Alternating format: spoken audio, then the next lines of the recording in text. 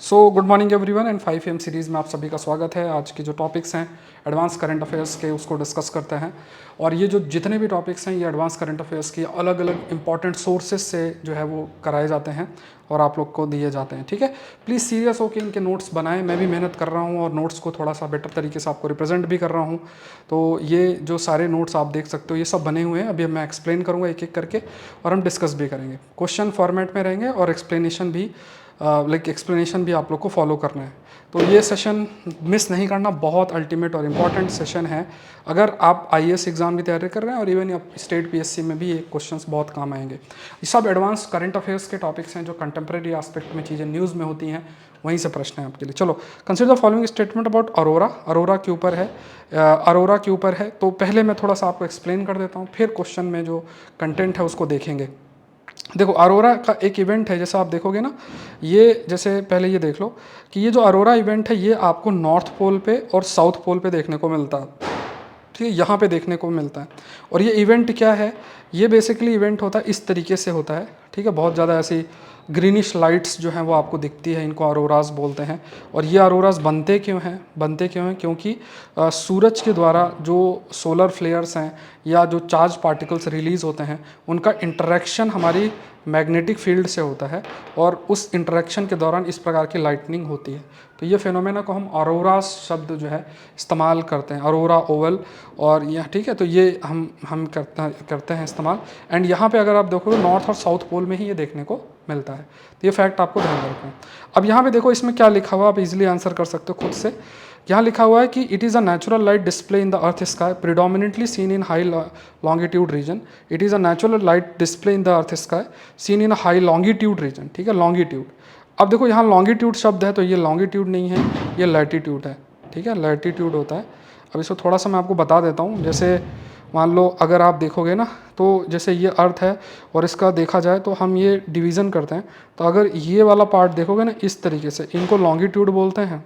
और ये जो इस टाइप से हॉरिजॉन्टल लाइंस होते हैं इनको लैटिट्यूड बोलते हैं। तो ये बेसिकली लैटिट्यूड होगा, ना कि लॉन्गिट्यूड होगा। ये आपने बेसिक ज्योग्राफी में भी जो है वो स्टडी आपने की होगी। ठीक है, आपने ज़रूर से स्टडी की होगी। सो यहाँ पे देखो, seen in high latitude region they are result of disturbance in the magnetosphere caused by solar winds. Disturbance है because of the solar wind, जो मैंने अभी आपको एक्सप्लेन किया। ये तो ठीक है। ज़्यादातर जो प्लैनेट है सोलर सिस्टम के अंदर, सब नेचुरल सैटेलाइट, ब्राउन डॉर्फ्स, ये इनमें जो है अरोरास देखने को मिलते हैं। तो ये भी स्टेटमेंट ठीक है। तो यहाँ पे देखोगे तो बी आंसर इसका होगा, बिकॉज ये गलत है। यहाँ पे लॉन्गिट्यूड शब्द लिखा होगा रादर देन लैटिट्यूड। दूसरा टॉपिक देखते हैं। भीमा रिवर के ऊपर है, with reference to Bhima river. ठीक है, टॉपिक आप लिख लो, साथ साथ नोट्स बनाते जाओ। थोड़ा मेहनत का काम है, आलस का काम है, लेकिन मेहनत करोगे तो हेल्प करेगा। बाद में बुकलेट और ये सब मैं आपको बना के दे दूंगा, आराम से उससे रिवाइज कर लेना, क्वेश्चन प्रैक्टिस कर लेना। बट काम तब आएगा जब खुद से सेशन देख के नोट्स बना रहे हो। शॉर्टकट की तरफ मत जाना, क्योंकि दुनिया भर के PDF आपको एग्जाम के टाइम पे मिल जाएंगे, तो देखना है। और एडवांस करंट अफेयर्स के जो टेस्ट हो रहे हैं, 4 टेस्ट हो चुके हैं, प्लीज़ उसको अटेम्प्ट करना, आलस नहीं करना है। कोई 20,000 25,000 फीस नहीं है, 499 प्राइस रखा गया है। प्लीज़ अटेम्प्ट करें जो सीरियसली 24 की तैयारी कर रहे हैं। 5वां टेस्ट इस कमिंग संडे को आपको होगा। कहाँ करना है? सौरभ पांडे CSE ऐप के अंदर, जिसका डिस्क्रिप्शन में लिंक दिया हुआ है। चलो, अब यहाँ पे मैं आपको पहले दिखा देता हूँ। यहाँ पे हम लोग जो रिवर की बात कर रहे हैं, तो हम लोग रिवर की बात कर रहे हैं भीमा रिवर। ये भीमा रिवर है। अब यहाँ पे देखोगे इधर से ये भीमा रिवर है, ये कोयना है, ये कृष्णा रिवर है। भीमा रिवर इधर से कृष्णा रिवर से आके मिल रही है, ये श्रीशैलम है। ठीक है, तो ये रिवर आप ध्यान में रखना है। ये रिवर का इधर से एक रिवर आ रही है, तुंगभद्रा आके जुड़ रही है। आपकी भद्रा रिवर आ रही है, तुंगाशा रिवर आ रही है, तुंगभद्रा बना रही है, ये आके जुड़ रही है। इस टाइप से ये रिवर जुड़ रही है। ये कृष्णा रिवर है, भीमा रिवर उससे जुड़ रही है। ये नागार्जुन सागर है। ठीक है, तो ये बेसिक आपके एरियाज़ हैं। ठीक है, बेसिक पॉइंट्स हैं, मैपिंग से रिलेटेड जो देखना है चाहिए आपको, बहुत इंपॉर्टेंट होते हैं। अब इसमें अगर देखा जाए अब यहाँ पे देखो, the river is prone to become dry. Summer season में सूख जाती है। ठीक है, कॉमन सा पॉइंट है, समर सीजन में सूख सकती है, पॉसिबिलिटी रहती है। अब इसमें लिखा है गोदावरी रिवर को ज्वाइन करती है, अभी मैप में दिखाया है, कृष्णा रिवर को ज्वाइन करती है। और इसे चंद्रभागा रिवर भी कहते हैं।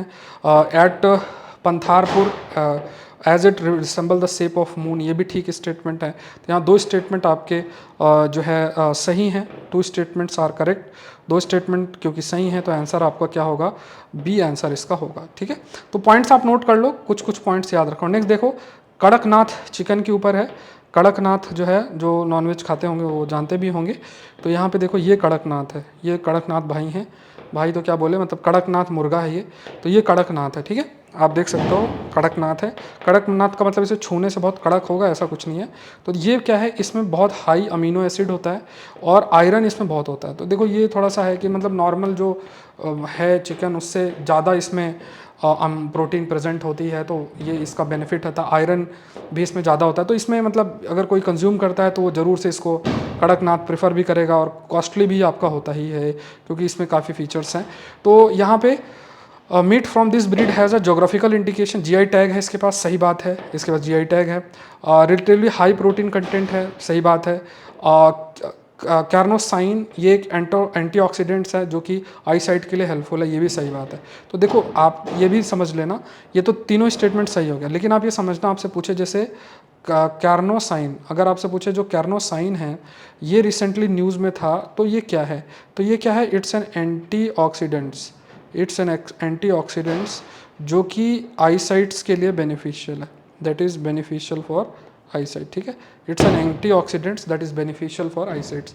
तो यहाँ पे तीनों स्टेटमेंट्स आपके सही हैं। वैम्पायर वायरस की बात करें, वैम्पायर वायरस की बात किया जाए तो वैम्पायर जो वायरस हैं, ये वैम्पायर वायरस दूसरे वायरस पे, देखो वैम्पायर वायरस मतलब मान लो एक कोई वायरस है, दूसरे को ये खा जाता है, तो इसे वैम्पायर वायरस बोला जाता है। तो आप हेडिंग डालो वैम्पायर वायरस की और इसमें लिखो कि vampire virus prey on other virus to replicate themselves. These particular virus are caused when a bacteriophage latches on to a soil based virus neck and uses it life to survive on its own. मतलब आप ये मानो कि ये जो virus होता है, ये वायरस दूसरे वायरस के जो ऊपरी हिस्सा है उसमें ऐसे प्रेजेंट होके और उसको पूरा कंज्यूम कर, जैसे वैम्पायर वाली मूवी देखी होगी ना, वो किस टाइप के होते हैं, इस तरह से ये पूरा उसको कंज्यूम, मतलब उसी वायरस को खाता है और फिर सर्वाइव करता है। एंड ये जो वायरस है, इट कैन किल वायरसेस जो कि क्रॉप्स और लाइफ स्टॉक को अफेक्ट करते हैं। They can also kill good viruses. ठीक है, मतलब इसका यूज़ भी हो सकता है वैम्पायर वायरस का, दूसरे वायरस को मारने के लिए यूज़ कर सकता है, लेकिन अच्छे जो वायरस आपके काम के हैं, यूज़फुल हैं, उसको भी ख़त्म कर सकता है। तो ये तीनों स्टेटमेंट्स इसको आपके सही हैं, all the 3 statements are correct. ठीक है, अगर आपको लिख रहे हो तो पॉज करके देख सकते हो, पॉज करके आप जो है देख सकते हो। तो देखो जैसे ये है आपका vampire virus, this is vampire virus, ये अगर आप देखोगे ना, vampire virus found in first time in US में ये आपको मिला है, और यहाँ पे ठीक है, तो ये वायरस है। और यहाँ पे देखोगे newly discovered satellite virus latches into the helper virus, और ये जो दूसरा वायरस उस पर आके, जैसे इस हिस्से पे आके ये बैठ जाता है और उसको कंज्यूम करता है, ये ध्यान में रखना। ठीक है, let's move to the next, next देख लेते हैं। नेक्स्ट क्वेश्चन या टॉपिक आप देख लो वैम्पायर वायरस के बाद। तो नेक्स्ट जो है वो आपका वैम्पायर वायरस हमने कवर कर लिया, नेक्स्ट देख लेते हैं। ठीक है, अब देखो ये सब कंटेंट मुझे आपके लिए बनाना पड़ता है, टाइम लगता है, मेहनत लगती है। आप लोग लाइक बटन प्रेस करें, सेशन को शेयर करें, सब्सक्राइब चैनल को करें अगर जो है नहीं किया है तो। चलो, consider the following about lake Titicaca. ठीक है, लेक टिटिकाका, ये टिटिकाका के ऊपर लिख दो, ये भी न्यूज़ में थी। तो इसमें लेक टिटिकाका पे जाओगे अगर आप, तो ये लेक का लोकेशन देख लो। जैसे ये ब्राज़ील है, साउथ अमेरिका है, ये बोलीविया है, ये पेरू है, और ये बॉर्डर में लोकेटेड है, ये बॉर्डर में लेक लोकेटेड है। तो ये पेरू है, ये ब्राज़ील है, ये बोलीविया है, ये लोकेटेड है, ये चिले है, ये पराग्वे है। तो ये आपकी क्या है, दिस इज़ द लेक, जिसे हम लेक टिटिकाका बोलते हैं। लेक टिटिकाका शब्द इसके लिए इस्तेमाल किया जाता है। ठीक है, तो यहाँ पे लोकेटेड है। अब देखो इसमें ये भी आप देख लो कि ये पेरू है, ये ब्राज़ील है, और ये आपका लेक टिटिकाका है, ये बोलीविया है। तो ये आपकी लेक है। ठीक है, दिस इज़ लेक, ये लेक तो पूपो करके है, यहाँ लोकेटेड है, टिटिकाका है। तो आपको थोड़ा सा बस ये याद रखना है कि बोलीविया और पेरू के बीच में यहाँ पे ये लेक लोकेटेड है। तो ये ज्योग्राफी के लिए भी इंपॉर्टेंट है, ज्योग्राफिकल कंटेक्स्ट में भी इंपॉर्टेंट है। तो देखो अब स्टेटमेंट देख लेते हैं। ये एक तो लार्ज फ्रेश वाटर लेक है, बोलीविया और ब्राज़ील के बीच में है तो गलत हो गया। पेरू के बीच में अभी मैंने दिखाया आपको। हाईएस्ट नेविगेबल लेक मानी जाती है, जिसमें मतलब नावें और ये सब चल सकती हैं। वॉल्यूम एंड वाटर दोनों में देखा जाए, लार्जेस्ट लेक साउथ अमेरिका में है, नॉर्थ अमेरिका में नहीं है। स्टेटमेंट को ध्यान से रीड करना है। ठीक है, स्टेटमेंट को ध्यान से रीड करना है, और ऐसे ही छोटे छोटे चेंजेस ये लोग कर देते हैं, आते हुए क्वेश्चंस भी गलत हो जाते हैं। तो यहाँ पे देखोगे तो आपका जो आंसर है इसमें सिर्फ एक स्टेटमेंट ही सही है। अब इसमें देखो आंसर फ्रेमिंग कई प्रकार से हो सकती है, कई बार 1 2 1 2 एंड 3 1 3 इस टाइप का भी हो सकता है, तो ध्यान से पढ़ना आप, ठीक है। जैसे हाउ मैनी शब्द अगर पूछेगा तब ये इस तरीके से आंसर करना है। अगर आपसे पूछे विच ऑफ द फॉलोइंग, ये थोड़ा याद रखना, which of the following statement, which of the following statements are correct. अगर ऐसे पूछा तो उसमें जैसे ओनली वन का मतलब सिर्फ पहला स्टेटमेंट होगा, ओनली टू का मतलब सिर्फ दूसरा स्टेटमेंट होगा, हाउ मैनी में होगा कि दो स्टेटमेंट सही है। तो ये थोड़ा अंतर याद रखना। Consider the following statement about the national education day के ऊपर है। थीम इस बार की एम्ब्रेसिंग इनोवेशन, ठीक है। नेशनल एजुकेशन डे सेलिब्रेट किया जाता है नवंबर 11 को एवरी ईयर, ये भी ठीक है। पर्पस क्या है, लोगों को एनलाइटेंड करना, इंडिविजुअल्स को about the importance of education के बारे में, ये भी ठीक है। तो तीनों स्टेटमेंट इसमें सही है, ठीक है। आप इसको करके पॉज करके नोट करके लिख सकते हो, ठीक है। ये आप इसके नेशनल एजुकेशन डे की थीम क्या है और ये सब आप नोट करके लिख सकते हो, ठीक है। अच्छा, कुछ पॉइंट्स इसमें एक्स्ट्रा हैं, थोड़ा सा मैं बता देता हूँ।